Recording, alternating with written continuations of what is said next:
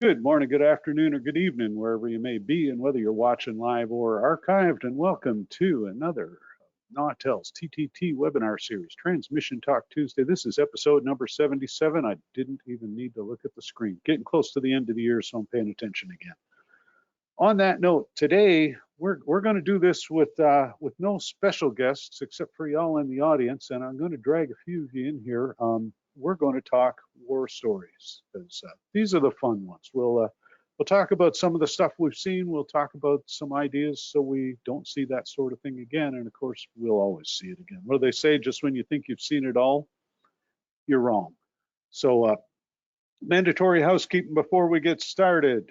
We've got the little control icon. There's a place in there to enter your questions, comments, criticisms, or concerns. It'll pop up on the screen in front of me as you hit the send button, and more than happy to drag you into the conversation or read it up on the screen. If you've got a mic and you're not shy, hit the little hand wavy icon. We'll unmute you on this end. You'll have to unmute yourself as well, but we'll make you part of the conversation. And that's what we're kind of looking for today. We're going to share some stories.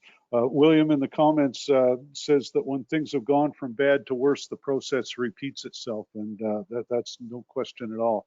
You know, it's like I said, just when I think I've seen it all, I get proven wrong. By the way, do remember that if you're filling out your recertification form for the SBE's certification, this does qualify as half of a credit under the category I for, I think it's continuing education. Like, you'll be pleased to know I finally filled my form out last week, and it should be on the way. So absolutely fill that out if you are an SBE member. If you're not an SBE member, take a moment to drop me an email and let me know why, and see what we can do to change that. Well, somebody invited me to the education committee about a year ago, and I started going and just never stopped going. So I think I kind of volunteered myself into that one, but no. Let's see if we can make it valuable for everybody. All right, on that note, moving forward, we got lots of advanced questions. Well, lots by comparison this week. And all of them were specific. As always, I did remove the names to protect the innocent. However, if you see your question or comment up there and you're online, and I see I counted 3 in the first couple of seconds of the registration being open, so we'll be dragging you in if you feel like it. Totally up to you. And Marco mentions, oops, I made it go boom, my mistake. And he already knows the story. I know the story he's referring to. And yeah, that story will get told today too.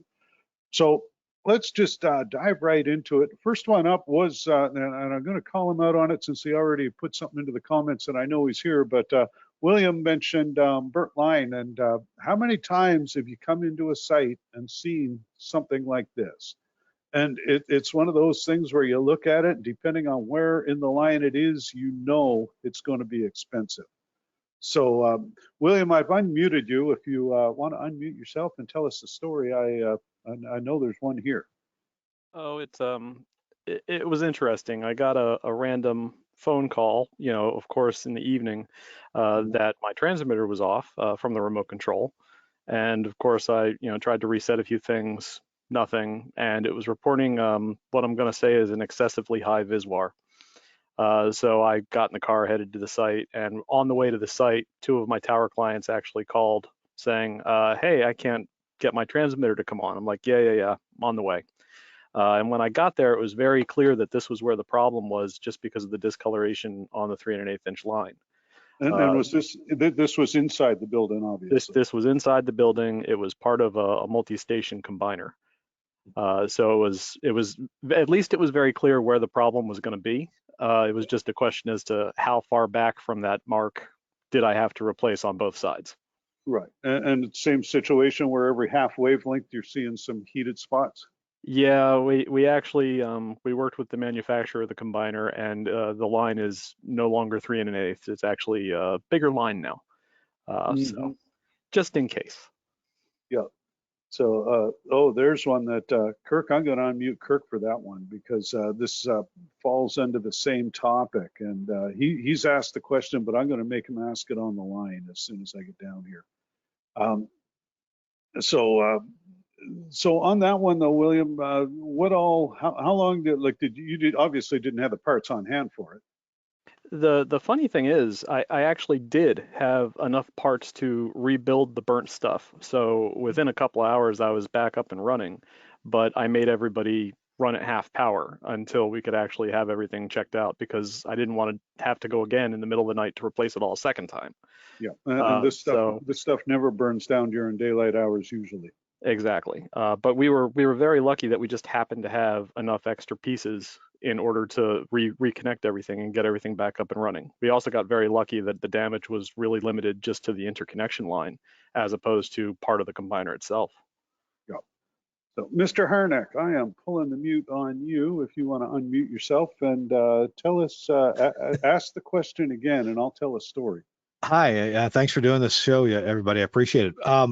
This has never happened to me, which is why I'm asking the question. Certainly, I've approached plenty of tower sites in my mind thinking, okay, what could be wrong? What could be wrong? What are the symptoms I'm hearing? What am I seeing? And for what usually goes wrong at this site, how is this site different from others and so forth. But what's it like to approach a site and the closer you get, the more you realize you're not seeing tower lights, and in fact, you're not seeing a tower. And the closer you get, you realize you're not seeing a tower because there is no tower there anymore. It used to be there. The last time you were here, it was there, but it's not there now because Yeah. it fell down. What's And that like? I'm laughing here, but so I'll give you one where the tower was still there, but we'd put up a 25 kilowatt out in Nome, Alaska. This would be 25 years ago, almost to the day, and we we'd gone out for lunch or dinner, whichever it was, and we're coming out of the restaurant and listening to the station, and I'm hearing tick, tick. And I go to the GM. I said, "This isn't the right sound. The transmitter's shutting back. I know this." So we get back out, and it's skirt-fed AM, and it's like you see a wire dangling in the breeze, and it's a Nome again. There's always wind off the Bering Strait, and I look, and it's like looks like one of your skirt feed or skirt wires. So we get a little closer, and it's like, that's a guy wire. And so we had a guy wire dangling free. Turned out one of the Johnny balls, instead of being a compression insulator, was an expansion insulator, and it pulled itself apart. So they had just gotten some insulators replaced, and it was done wrong. So that was, I can tell you right off, that was a moment of panic. And I mean, especially when you get heavy winds coming off straight. And there were a couple of come-alongs and a whole lot of heartfelt thoughts and prayers going up that night. But yeah, so has anybody in here got a tower that's fallen down, and how did you react to that? Like I say, hit your hand raising icon or throw it in the comments. Marco mentions having a site like this where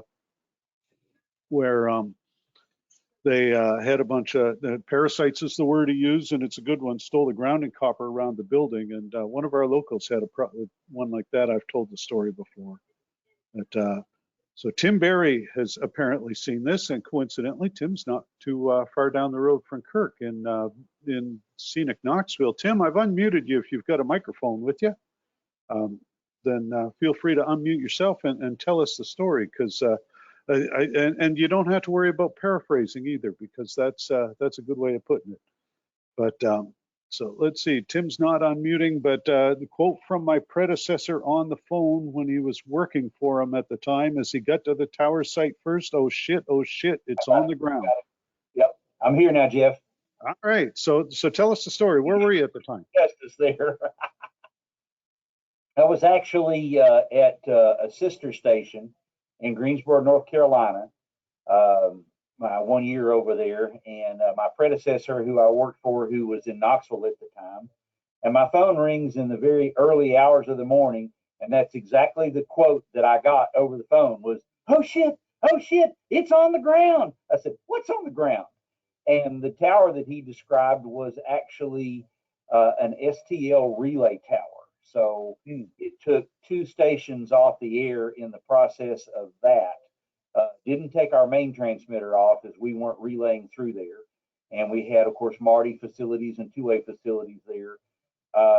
We put up 20 or 30 feet of Roan 25G temporarily, and mounted some two-way antennas on that, and a Marty receive antenna to get us by, but the rebuild process took a while. Yeah. I had a station in actually it's kind of on a Tennessee theme here, because I say although you were in North Carolina then, you're from Knoxville, Kirk's in Nashville. This happened in New Tazewell, Tennessee. Little 1 kilowatt had lost theirs, and they ended up using a crossbow to launch. And I say crossbow, I don't know how they did it, but they launched a chunk of clothesline through a big old oak tree and ran on an inverted B for, I think, probably a year or two before they got the tower rebuilt. I believe that was one of the Reverend Dr. Frank Folsom stations. Yes, sir was the WNTT in New Tazewell. So Well, it's amazing the stuff that sticks in your head. Dennis mentions, oh, and I've heard about this this sort of situation. Dennis Christensen mentions a 4-tower directional next to the studio building, garbage truck empty in the dumpster, backed into a guy wire anchor, and it became a 3-tower DA for a while. And that's one of the things you hear about a lot. And so here's one for y'all to hit your little hand wavy icons, or throw the comments up. But what do you do in a situation like that to protect? Like, do you put bollards around the guy anchors to keep that sort of thing from happen? I see a couple of hands up, and I'm sorry I've been kind of missing these. Some of them have been up for a while, but I see Mark Persons in the audience. So Mark, I'm going to unmute you if you've got something to add. Well, you've always got something to add. So. Oh, of course. I remember a story from 2001. A tornado came right by our town of Brainerd, Minnesota. It didn't hurt the town much, but like all transmitter sites, they're not in town, they're out of town. Well, right. It's a 3-tower DA. Center tower is about 400 feet, and the 2 end towers are 180 footers for 1380. That's quarter wavelength, of course. Mm-hmm. Well, the tornado took one of the smaller towers down, a 180, and in the process of falling to the ground, it clipped a guy wire on the tall tower. So the tall tower, when I got there, was still standing, but it had a bow in it because a guy line wasn't pulling it straight. Uh-oh. So it takes a pretty courageous tower climber to shinny up a tower that looks like it might fall down and reattach a guy line. That's not a job that I would want on a day like that. Yeah. And I mean, and so as you're talking, I'm seeing a whole bunch of other ones where Chris Hayes is talking about the KFI tower, and I remember when that came down. Joe mentions having the lambda section remove itself from a 1,000-foot tower. Then, of course, Mark, not too far east of you, probably 10, 15 years ago, I guess now, the WA or AXX on the WEAU TV tower outside of Eau Claire, that big 2,000-footer came down. It sure did. But I was also 20 years ago at a radio station in Fosston, Minnesota, where that was a 3-tower AM array as well. And you mentioned a truck backing into something or whatever. This one was a Frito-Lay truck. So it's really tall because the Frito-Lay's chips don't weigh much. So, in order to fill them, you make it big. Well, He comes through the parking lot and clips a guy line on the tall tower, the day tower for the array, of course. And so it toppled. The interesting part was I was at the station at the time because I was there to do other work. And so the AM transmitter, a big CCA, whatever, 5 kilowatt, and I heard a clunk and it went off the air. So I go over there and I'm pushing the high voltage button and getting more clunks, of course, because it wouldn't go on. And then a guy walks in from the parking lot and says, you ought to come out here and look at this. And there was the Frito-Lay truck and the tower lying on the ground. And it didn't take down the power line, although guy lines fell across the power line. It didn't hurt any cars either, surprisingly. So and this was in mid-morning, and since it was a 3-tower array, I ran 1,000 watts from the transmitter into one of the 2 end towers, and I was the hero of the day because I got the radio station on the air just in time for Paul Harvey news and comments. Now, folks, you know the rest of the story. I had to say it. It couldn't have been. I couldn't leave it pass. But well, thanks, Mark. That's an awesome story. And folks, for what it's worth, Mark and I are playing with something else, so you may hear from us not too far down the road on another project that I think we're going to have some fun with. But now moving on. Because I've got, like I said, there were 7 or 8 topics in there. I've got 1 or 2 of my own, and so far we spent 20 minutes on one. So this could be some fun. Here's one that Sean had thrown up there, and just the question: how many of you have taken a spouse to a transmitter site with you? And as I recall, the corollary to that was. I forget, Sean, whether you had said that was she still your spouse after, or did she ever go again? Because I'm here to tell you, my ex-wife went to a site once, and so she never went to a site again, and now she's an ex. So I don't think the 2 are related. That probably had more to do with me and what I do. But so Sean, tell me the taking your spouse to a site story, if you don't mind. So you're unmuted, I see that, but cannot hear you yet.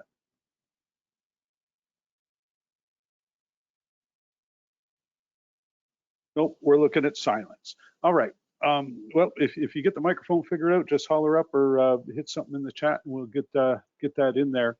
But so one of the things that we put in there a lot is we beat the drum on safety a pile, and what you're looking at on the screen is just a small portion of our in-house electrical safety procedure. And of course, we being the biggest we are and the amount of volts and amps that we mess with, we've got some pretty careful procedures for working in the facility. We've also got some for working on the road, and one of them is a lone worker policy. And this is something that everybody probably should have. Obviously, it's going to vary from one facility to another. I mean, we're a big manufacturing plant with a bunch of employees at various levels of experience. So what works for us may not be what works for some guy who's contract engineering 30 stations in 5 states.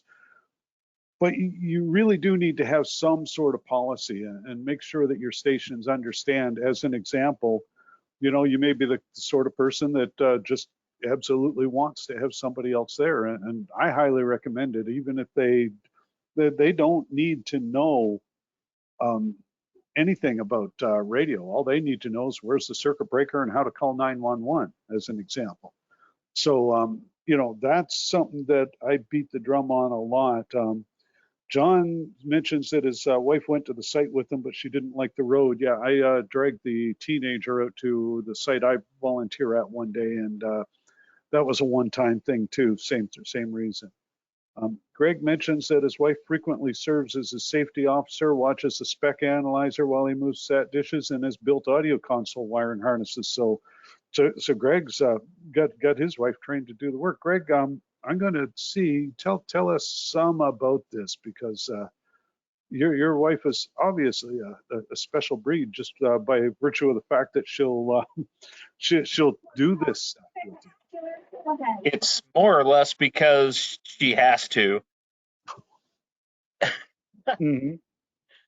And she doesn't like going to transmitter sites because mostly they don't have heat and they don't have restrooms, but she knows I need help. Dusty, yep. So you basically drag her out there with you then? Yeah, and she wants me to come home safe. So when I'm doing nasty stuff like crawling inside of phaser cabinets and things like that. She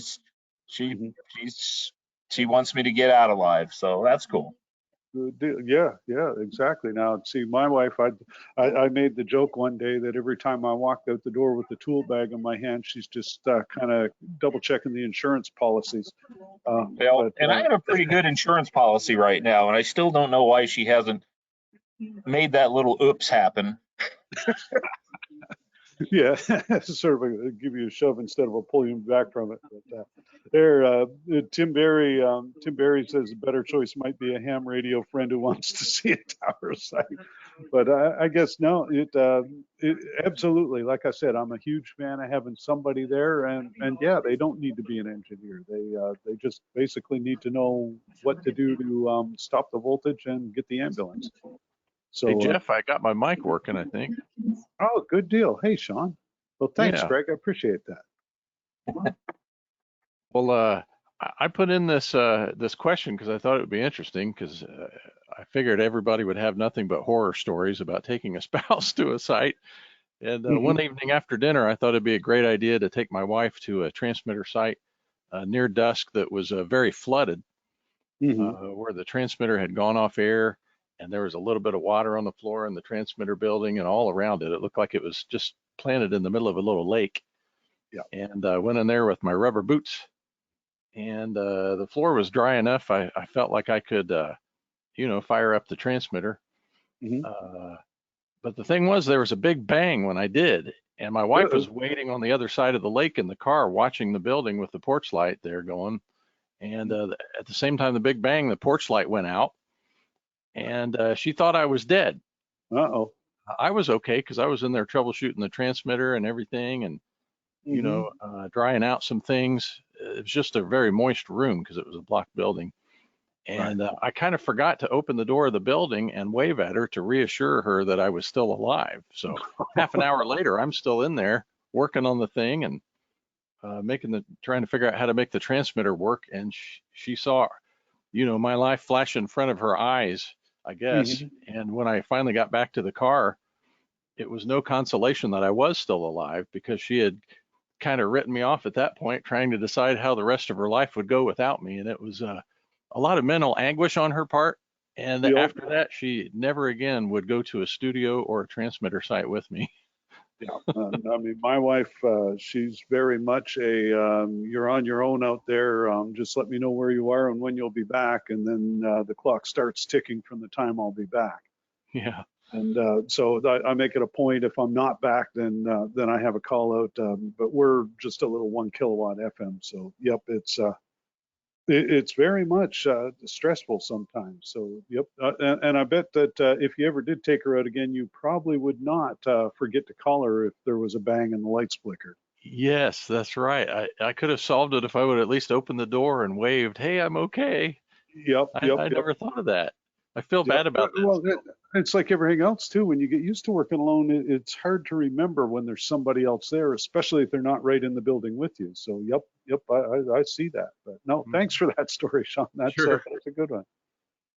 Dennis mentions that he and his wife are 50-50 station owners, and he takes her along occasionally, so remembers where the sites are and what they look like, but she stays in the truck. And it's that would probably be where you'd see my wife, because I say transmitter sites tend to be a little dusty, and they're not really, as Greg mentioned, they're not really outfitted with the latest in amenities by any stretch. So yeah, absolutely. But when you can, and Dennis's comment is a good one with respect to the being part owners. So you got owners that actually know where the sites are. And I still run into owners who don't know where their transmitter sites are. So, maybe it's a good excuse to grab the GM and bring you around. Oh, there, William says his wife won't go with them, wants to be sure one of them's still left behind for the kid. So she's really figuring we're going to blow stuff up good. Speaking of blowing stuff up, Marco had mentioned earlier about making things go boom by mistake. And he's referring to a story, and I'm going to tell the story. We've got some time. Well, we don't have a lot, but it doesn't matter. It's a fun story. So, well, it's fun now. It wasn't so much fun then. But I was putting in a 50 kilowatt AM back in the tech support days, so 20 years ago, give or take. And we typically what will happen is the support guy will fly 6 to 8 to 10 to 12 to 24 hours, depending on where in the world you're located, to get to you. The way schedules usually work, most times he'll get there, it'll be fairly early in the day because we're coming from the Atlantic coast. So, you know, whether you're going overseas and you flew all night and you get there the next morning or in the afternoon, or whether you're going to the west where you lose time as you go further and you get there earlier in the evening or afternoon. So I'd gone out Western Canada's 3-hour time difference to that particular location, and I'd been up for 8 to 10 hours by the time I got there, and it's only 1 or 2 in the afternoon. So we go to the transmitter site, we get this transmitter, get the assembly inspected, everything looks good, start doing the power up tests and get it up, get it running, and everything's testing beautifully. And so decide to show off this particular transmitter had dual exciters, and I decided to show off the exciter transfer. So I said, look, if your exciter fails, it'll automatically flip over to the other side. Pulled the crystal out of the main exciter, and sure enough, goes down 1, 2, 3, click, flips over to the other exciter, and up she comes. And I said, but it's a one-way, one time, so you have to go physically fix the failed exciter and then reset it. And you reset it, I said, because so if the other one fails, it just goes down. And I pulled the second crystal, the one out of the spare exciter, and sure enough, it goes down and it didn't come back up. And then I said, so once you fix the failed exciter, you can reset it by selecting either exciter and it'll come back up. So I selected the A exciter, the original exciter again. And as I hit the button, I realized I'd forgotten to plug the crystal in. So I plugged the crystal in. And so most transmitters, when they come up for that first half a second or so, because the load's changing, the voltages are changing, everything's changing, typically the protection is inhibited for about half a second. Well, I'm here to tell you, I don't know what frequency a crystal comes up on when it's very first plugged in, but I'm pretty sure it's not carrier frequency. And this transmitter made a squealing sound and promptly blew a whole bunch of FETs. And at this point, it's probably pushing 2 a.m. I've been awake for 24 hours. I had no right working at the time, and I'm hoping the statute of limitations is up because I saw my boss logged into the webinar. But anyway, so I looked at the guy, and this, you know, your stomach drops, and all I could say was, well, I guess this is where we practice troubleshooting. So we used up all their spare complement, got some parts ordered in, and got it all back up and running again, and everything was good. But that was my lesson, that not only do you not work alone, don't work when you're tired. And that was where I learned that I've got about a 14 to 16 hour time limit before I just will not grab tools. So there you go. All right, moving forward. One other thing that we run into a lot, and I'm going to put this picture up because I know this site has been cleaned up quite a bit over the years, and this site's been an evolution. So I got to see it at its worst, and I'll be back next spring to see it at its best. But this is one of those things, and we all run into it, where you end up just adding things little by little here and there, and it can catch up sometimes, and it catches up fast. So it's just a note that we want to, as much as we can, kind of make it a point to do the cleanup when we're done. I see that Eric mentions having a working alone story, so I'm going to just flip down and get one of those real quick. Eric, you are unmuted. So let's see, there you are. You're good to go. So tell me a working alone story. A more recent one at my current workplace, and don't worry, the boss already knows about it, is we have a site in northern Nevada at a mountain called L&D Mountain, and we had an EAS box that was just really haywire, and that site chews through EAS units. So on my way down with the spare, you know, and I thought this was, I don't know, a month and a half ago, and I go, okay, well, you know, we're just ahead of winter. No, we weren't. Yeah. I was already about a week and a half too late. So I get about halfway up the mountain, and I see a little bit of snow drifts. I go, okay, that's only, half a foot. I can do that. Could be worse. So, Yep. yeah, so we're making the way up. We're making the way up, and this is just me, by the way. And I'm like, okay, well, this calls for chains. Get the chains on, try to make it through, get through that corner. And it's real foggy, mind you. Get through around the next corner, and I look up as the fog just cleared a moment, and I see snowdrifts probably as tall as the hood of the truck. I'm going, It's not good. do I want to snowshoe this alone in the fog? I can't even see the peak. I'm like, abort. So it's just a lesson to, if you have to go alone, just be ready to abort, I guess. If you're not feeling it, and that site's pretty remote. No cell service, even though there's a cell site there, because it's all pointing a different direction. So that's my recent story there. And that's a good one, because that is, and it doesn't necessarily have to be a mountaintop site. I mean, if you look at just the little one I maintain, I mean, it's a mile off the road through a woods path that gets graded when the power company can't get a work truck through there, and their work trucks are much bigger than my work truck.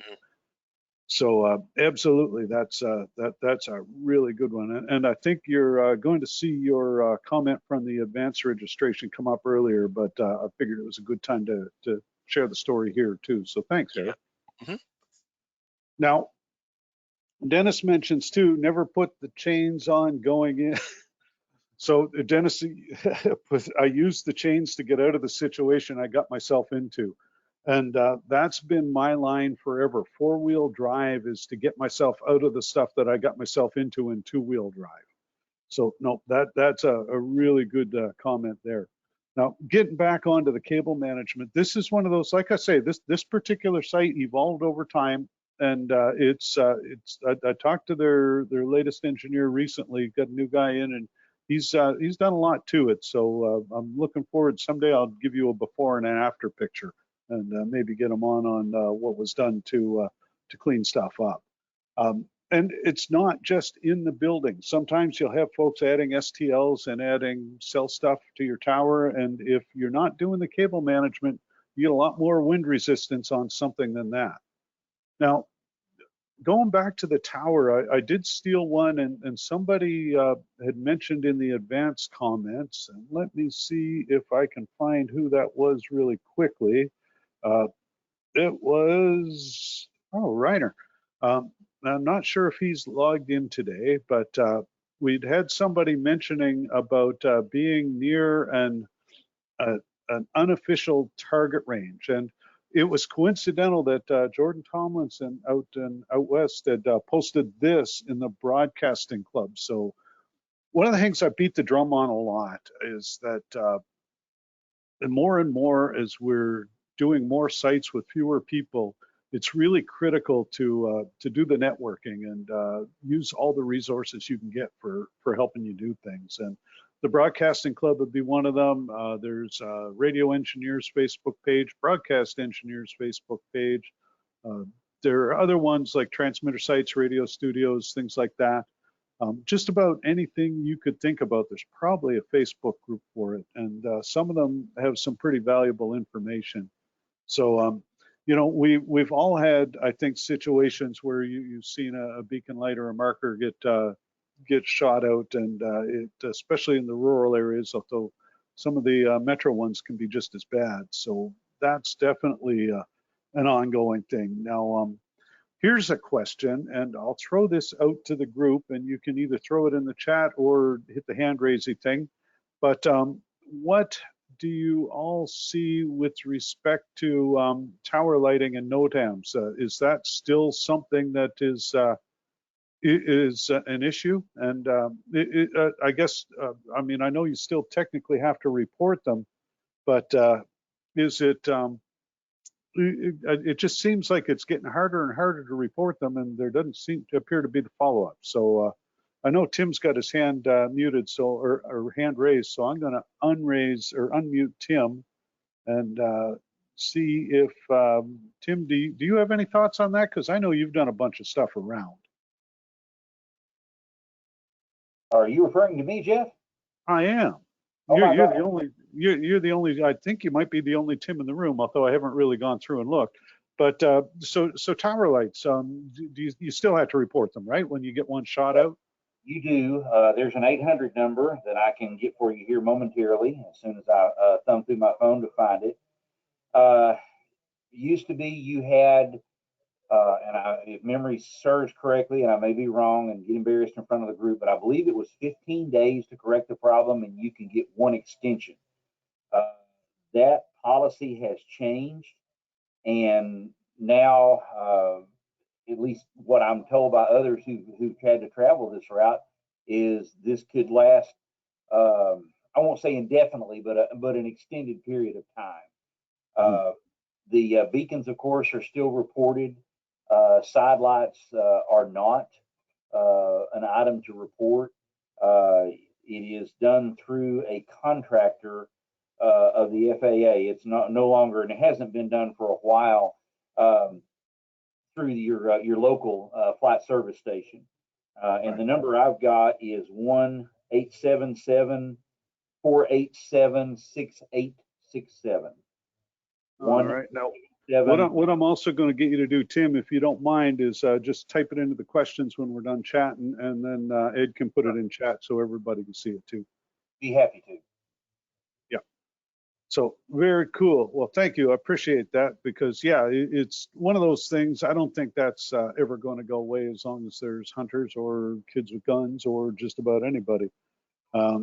So yeah, and somebody mentions, without giving too much away, they've got a site that's had the NOTAM extended for going on 3 years now for no lights on the towers. So and NOTAM, for anybody who doesn't happen to know, is Notice to Airmen. If I'm still unmuted, Jeff, I will tell you a quick story about towers and tower registration, if I may.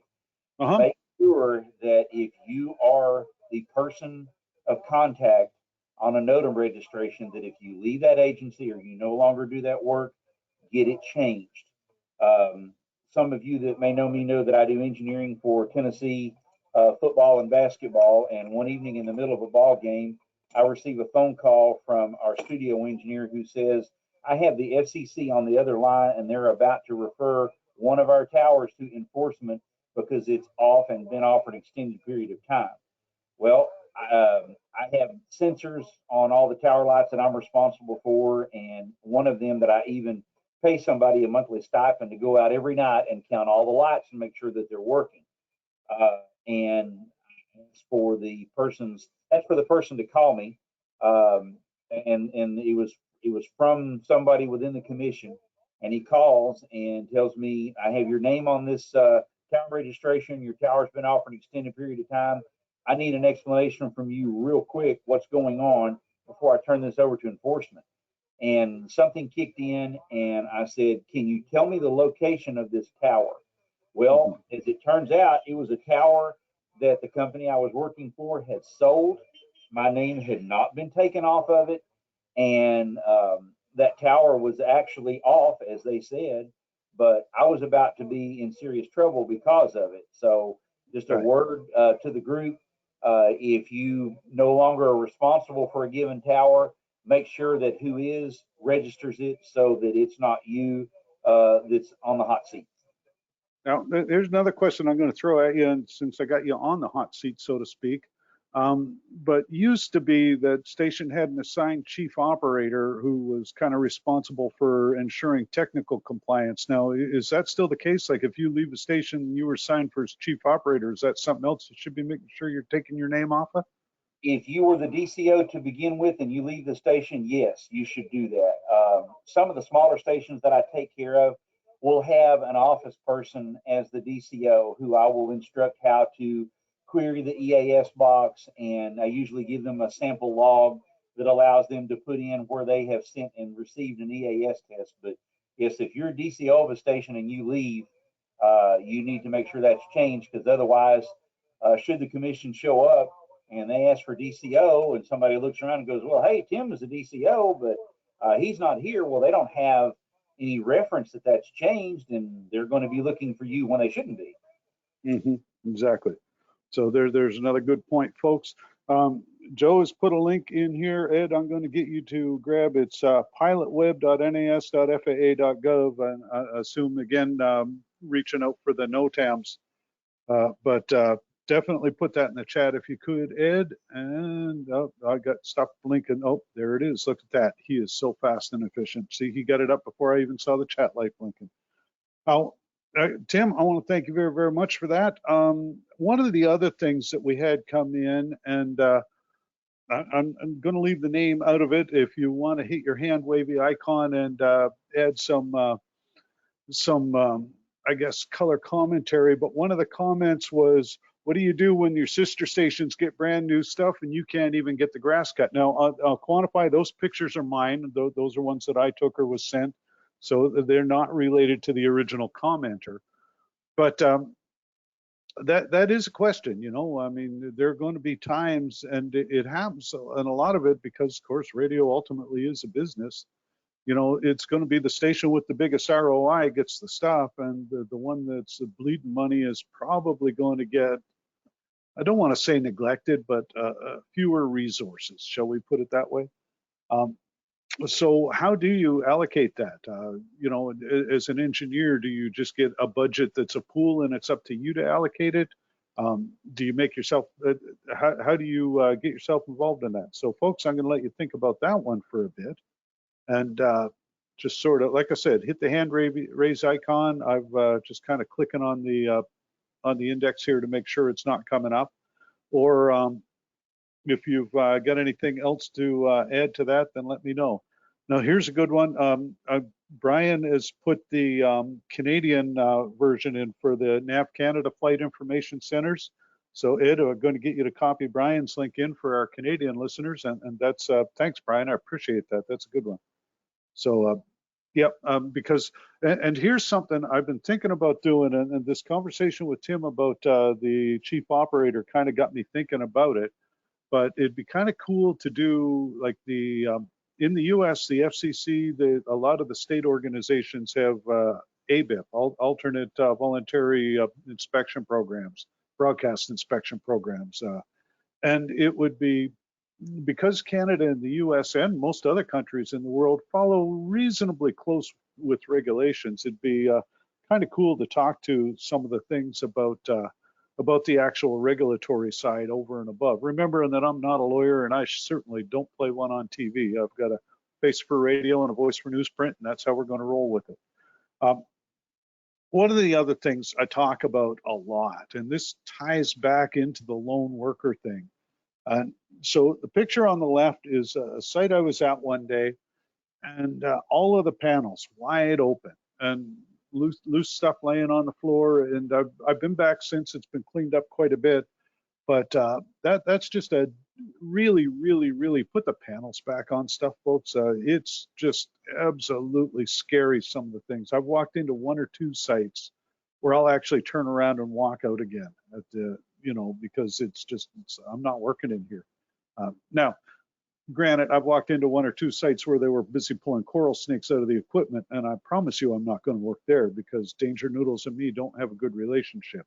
But that's a whole different story. One on the right is a kind of a cool one. This comes back to the engineering practices and the wire cable management. This was a younger fellow was tasked with rewiring a studio, and so he started by basically removing what was there originally, and discovered the entire studio was being run off that one yellow plug. So everything you see in that picture was basically daisy chained back to that one yellow plug in one outlet on the wall. Don't know what size breaker they had in it, or whether it was one of those ones that's you know, the fuse with the penny underneath. But yeah, just kind of don't do that if you can. And where it becomes a challenge is when you inherit something that somebody else did and didn't necessarily document. So that is something that we could beat that drum forever. You know, I'm always talking about document. I wish I could say I practice what I preach. I'm not really good at it. I'm working at it. By the time I retire, I should be proficient. If I retire in about 20 years. So yeah, definitely we've got to up our game on that because there's not as many of us. And it takes a lot of time to do it in the first place, but once it's done, it takes less time to keep it up to date, and it'll save you a whole lot of grief if you ever need to figure out what you did there. So going back, and this was the one that I think it was Eric had mentioned earlier about the beating the storm, and this was just this wasn't actually a storm. I was just coming into some ring going in through Nebraska, I think it was at one point, but it's very much one of those things where you've got to use the resources you've got and keep an eye on the weather, and you can get caught. So what does everybody do? Here's one. Let's hit the hand raise or the comments. And what do you like for survival gear?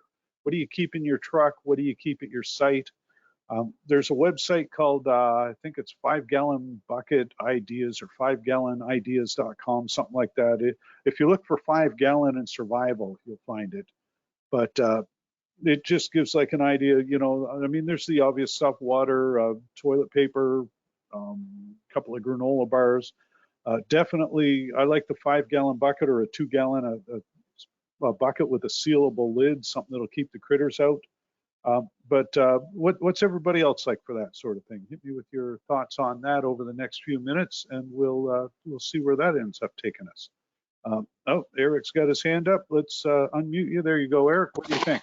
Hey, And you're out in Idaho, right? Somebody had mentioned that. Yes, that's correct. Yeah. And hi, Jordan. He's also here too. Yeah, I mean, all the above that's mentioned. You know, medications, supplements. I mean, I don't take prescriptions myself, but I definitely bring, you know, extra vitamins, because who knows, like, you're gonna need that boost if you're in a situation where you're stuck or something like that. And it certainly helps. I mean, at the minimum, for your mental acuity to keep positive. You know, if Yeah. you're stuck, you know, you gotta stay going. You know, it's funny, that picture, Jeff, is not too dissimilar from the one that I took on the way into the site that particular day, where it was supposed to be clear. Yep. Of course, you get close to the mountain and you go, oh, yeah, okay. So that being said, you know, extra gloves, extra boots, extra change of everything. Even in the summer, you know, a lot of places get monsoons and stuff. So extra clothes, even, you know, beanies. I don't wear glasses, but I'm sure, you know, like people like you, Jeff, and lots of others take extra glasses. I've heard of so many people doing that. Or not. Oh, I carry a set in my laptop case just because, yeah, I mean, something gets sideways. I like the beanie idea. The other thing about extra clothes is one of the things you can do, and this is one of them little weird things, and my wife just rolls her eyes. But if you take a pair of like sweatpants, just heavy duty cotton sweats, and change underwear and socks and a t-shirt, fold them up or roll them up and put them in a vacuum seal bag, you can vacuum seal them and they take up no space at all. But yeah, so anytime I wander into the kitchen with a pair of sweatpants and head to the vacuum sealer, I say that guaranteed the wife will roll her eyes. But she'll come back though. Well, and it's one of them things, you know, they take up no space. I can throw a vacuum sealed bag like that in the toolkit in the back of the truck, and if I do happen to get some moisture back there, they're still dry. So yeah, that's a good one. And definitely say I like, and Ed had posted the link in the chat for 5 Gallon Ideas. It's one of the prepper websites, but they've got some really good ideas in there. And I mean, when you live in snow country, basically any prepper site is a great resource, because you know, a lot of people will roll their eyes, but I'm here to tell you, it'll keep your ass alive when you end up where you shouldn't be. Now, let's see, Dennis mentions plastic Folgers can will hold a roll of toilet paper safely away from mouse and other critters, and yep. And Curtis mentions the kit to make the 5 gallon bucket of toilet. And there is that, it's one of those little comforts of home. So Eric, I think I've still got you unmuted, but since you do a mountain site, if you, I mean, we've all ended up leaning over a log in the woods or leaning up against a tree or something. And, you know, we all make fun every time somebody posts the bumper dumper, that trailer hitch toilet seat. But I'm here to tell you, it's one of those little things that can go a long way for your mental health if you get trapped up there for a couple of days. Well, you don't want your stuff hanging out in the blizzard, or if you get caught in a blizzard, or even if it's a clear sunny day.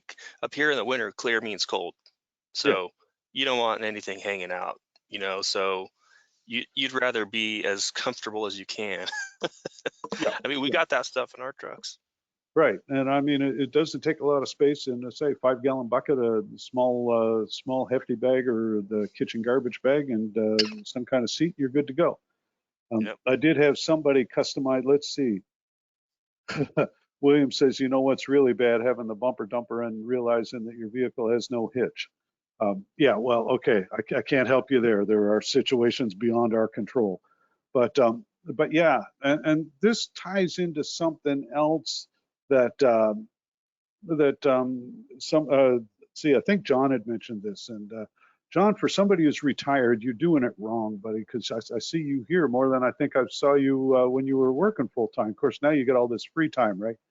But John had mentioned getting transmitters upstairs, and I've done a couple of presentations about planning and preparation, and the best planning in the world doesn't help you if Mother Nature drops, a half a foot of rain, or you have a whole bunch of snow and get a sudden melt. But John, you're unmuted, so talk to me about dragging transmitters upstairs, because that's one of those things. And he mentioned that these days it's less a challenge. Transmitters are a lot lighter than, say 20, 30, 40 years ago.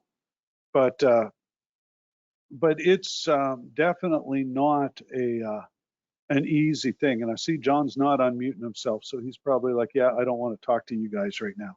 But there's something that you really need to plan out. And historically, we don't always do a great job of it sometimes. I give you an example. I had a transmitter delivered to an unnamed location. Transmitter penthouse was on the 27th floor of a building. They had a freight elevator going up 25 floors and then 2 flights of stairs. And we knew this in advance, and so we did kind of plan for it.